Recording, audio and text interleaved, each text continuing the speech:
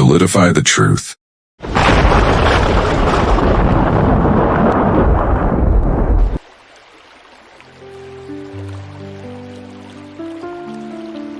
Kingdom of Kush was in Nubia along the Nile, just under Kemet, and it played a significant role as the base of the beginning of civilization.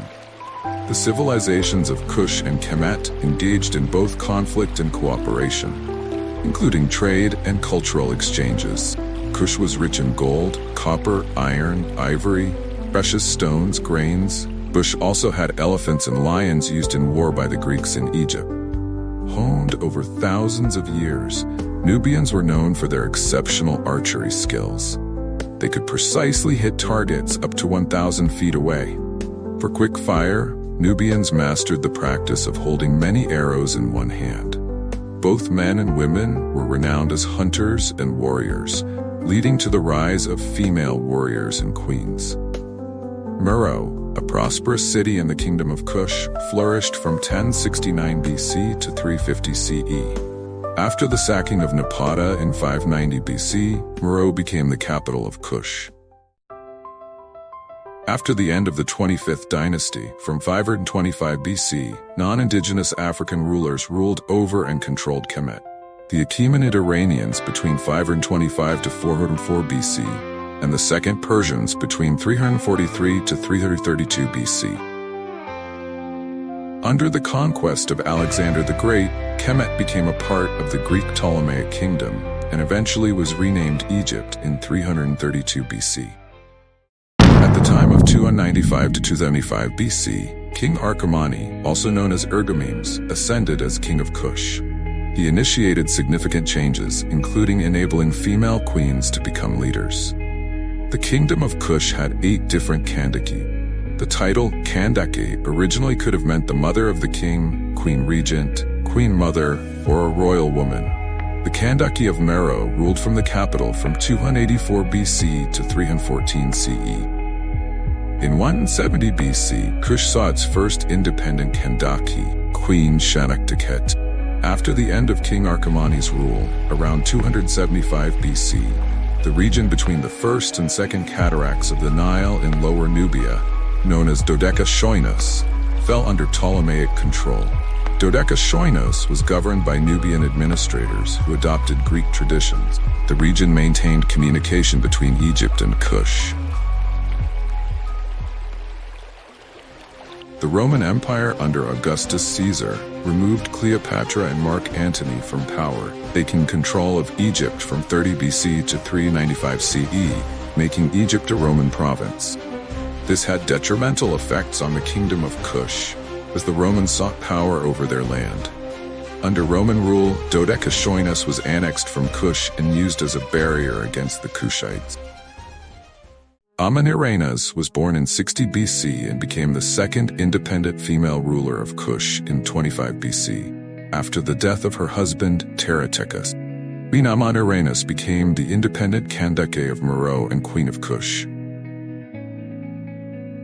Around 25 BC, the Roman presence in the region grew increasingly hostile. With heightened taxes and plans to colonize Kush, the Romans, led by Prefect Aelius Gallus, planned to conquer the Fourth Cataract, deep in Kush.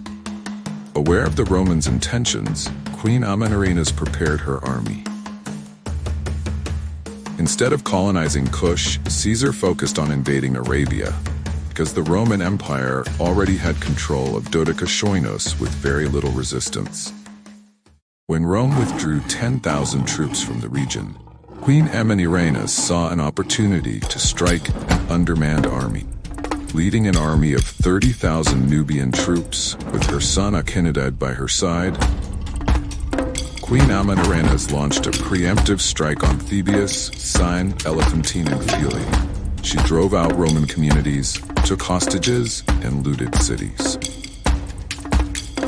As a sign of victory, she decapitated the head of a statue of Caesar, where she buried it under the steps of a temple, so that people would walk over Augustus in their daily visits.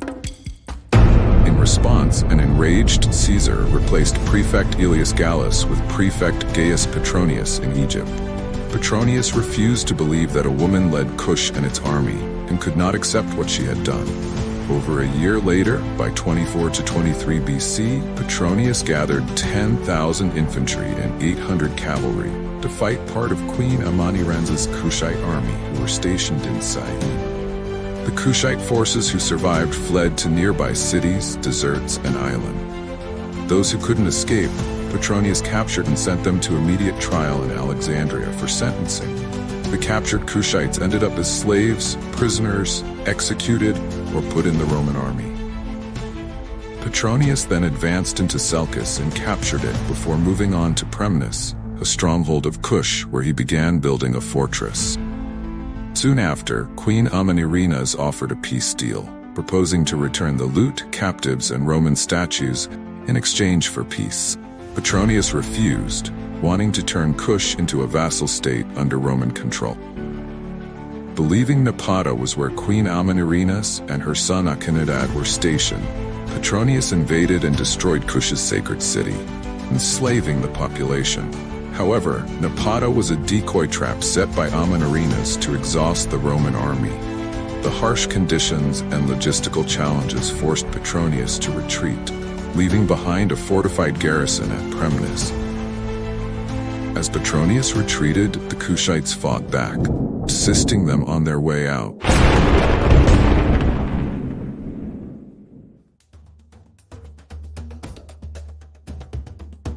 In these battles, Queen Amanirenas lost an eye, and her son Akinadad was killed, but she continued her attacks against the invading Roman Empire. By 22 BC, Amanirenas had assembled an army to wipe out the Roman troops at Premnis. However, Petronius managed to reach the fortress and fortify the Roman stronghold before she arrived. Eventually, over time, the Romans, surrounded by Kushite forces, had no means of escape or attack, leading to a curated stalemate designed by Amanirenas, forcing Petronius into diplomacy. During communications, Amanirenas learned that Petronius was not the leader of the Roman Empire and was surprised to discover that Caesar, whom she had never known, was the true ruler. Queen Amanirenas only knew of Kushite leaders for generations who fought up front in battles. After all, she lost her son and husband in battles, and was always up front herself. After Petronius explained he was not the leader of the Roman Empire, and she would need to talk with Caesar herself, he offered to escort Queen Amanirenas to Samos, where Caesar was currently residing. Queen Amanirenas, for obvious reasons, did not feel Augustus Caesar was fit enough to be in her presence. Instead, she chose to send her ambassadors. In the peace treaty of 21 to 20 BC, Caesar was presented with golden arrows, a symbolic message from Queen Amanirenas. The arrows could be a token of peace or tools of war if he chose conflict. Caesar chose peace. Kush were made exempt from paying tributes, and trade between Rome and Kush flourished. The Romans withdrew from the Second Cataract and moved back to the Dodecashoinus region, eventually settling in Hierosykomenos, Maharak, where they remained until the 4th century. Queen Amanirenas was a fearless Nubian leader who led her battles from the front with her son, as she relentlessly attacked, outsmarted, and humbled the Roman Empire. There is a historical painting depicting her with 2 swords feeding captives to her pet lion, and there are claims that she used African war elephants on her enemies.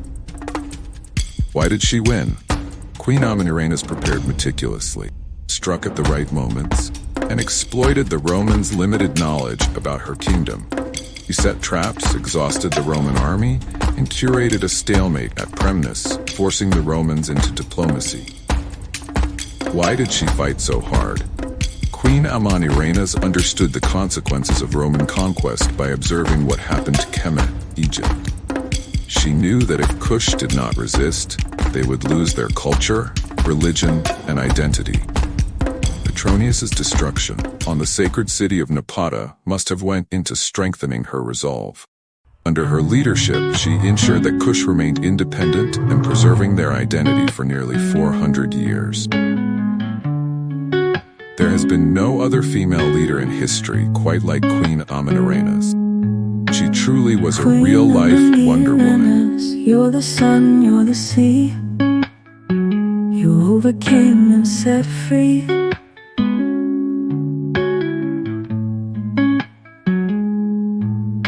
A ravishing warrior, beautiful as can be, like the Nile when it is flowing free.